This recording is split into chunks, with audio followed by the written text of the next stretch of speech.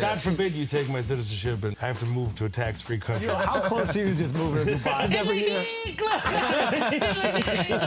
gotta come to India, I'm man. not doing it. We gotta go to the Dung Festival. What's a dung festival? No, there's not. You don't want to go to the Dung Come on, Festival? bro. Pink eye for everybody. What was Adam and Eve? What were they? What were they? That's a good question. Maybe white people can tell us that. Christian. I mean, if we they were Christian. If we look They were at Muslim. 100%. Adam might have been By Indian, any bro, because he was made from mud. All right, it's been good, guys. Thanks so much. All right, everybody, welcome back. Today we got an unbelievable story about one of those wild, real-life moments that reminds you how unpredictable life can be. No politics, no drama, just a crazy journey. Let's get right into it. Looks like the front of a mosque right here. I'm not gonna lie. That's why we have it like that. There's a Hey, you wanna detention learn center Muslim right behind it. architecture? That's so genuinely what's happening with ICE is really fucking diabolical. It is. So fucked up. And who's gonna finish your roof? I get the podcast now. I get it. I get it. Let me tell you something. I want to pick out podcast couches. You're comfortable.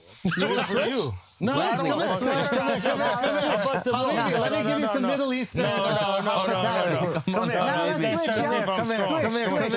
Come here. Sit in. I'm not gonna switch. I'm not gonna switch. Everybody's gonna think it's weird. No one's gonna think it's weird, bro. Let me see. Maybe it's not that good though. We're good. We We're got good. this. What's up, everybody? Welcome to Flagrant. And today we are here with our boy Mo Amer. New Netflix special out, Wild World. Go check it right now. Yeah. Talking cash shit right up top. Let's go.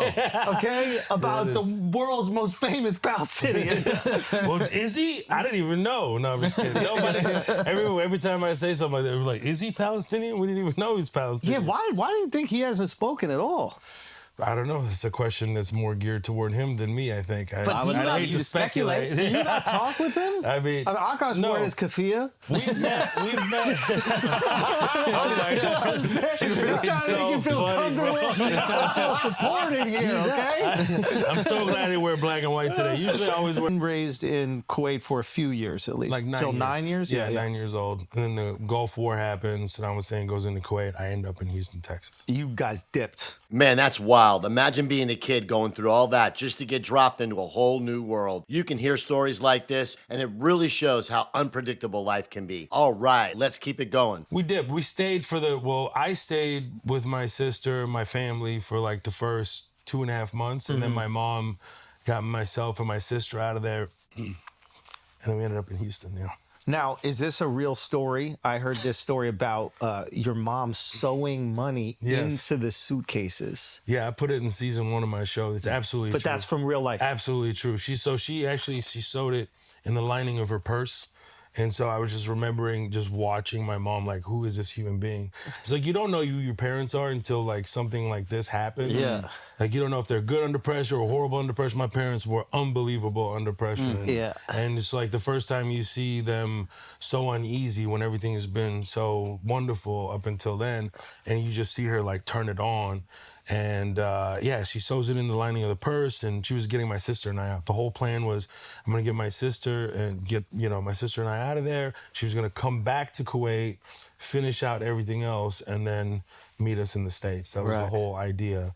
And so on the way to Jordan, we had to stop in Baghdad, and they were searching all the suitcases because they were finding any valuables that would just take them or tax you or whatever.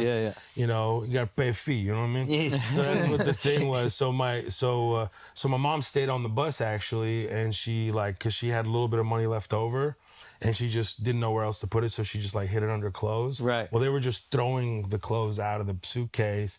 She was like, oh my God. So she told my sister and I to get off the bus. And while they were searching everything, the soldier sees my mom never got off of there. But while she was on the bus by herself, she messed up all the clothes. She had some like orange peels from the drive. So she just poured all the trash all over it. And then the soldier comes up on there, starts yelling at her. The sergeant sees him yelling at a woman. He gets pissed off at him. He jumps on the bus. He's like, what's wrong with you? You know, look at her suitcase. It's obviously been searched already. Orange peels everywhere. Everywhere. She goes, look at her. Such look a at the good suitcase. distraction. Yeah. Such a good thing. And she goes, look at her face. That's not a face of a liar. And he goes, apologize to her. And we left him. My mom fucking pulled that off in the most stressful of circumstances. I thought we were toast. Unbelievable. I heard that That's just a snippet of it. No, bro. I want to get into all of it. But I heard after season 1 came out, Yeah. they executed that soldier. No, Is that true? Is he that a true probably story? died of natural causes. He was like, it's Natural probably causes. 60. God, bro. I hope this. Have you reached out to him? We got to reach out to him.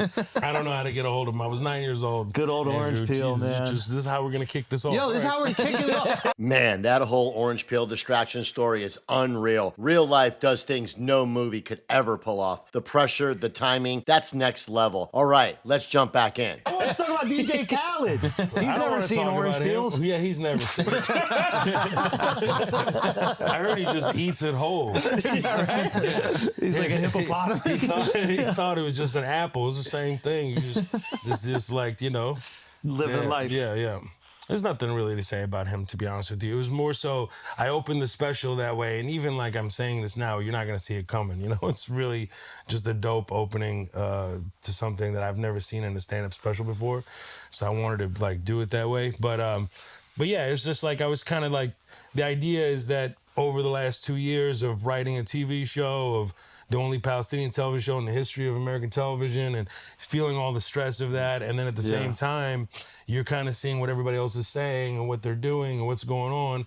And, you know, as comedians, that's what we do. We say the thing out loud that everybody's thinking, but nobody's saying. Right. So when I do that, and I've done that, you know, that opening line in like 30 countries, and They go crazy. everything's- They fucking lose their mind. Yeah, finally somebody said it. You know what I mean? It's Is there a one part those of you things. All right, everybody, we'll stop it right there. If you enjoyed this breakdown, make sure you hit that like, subscribe, and drop a comment. I appreciate you all, and I will see you in the next one.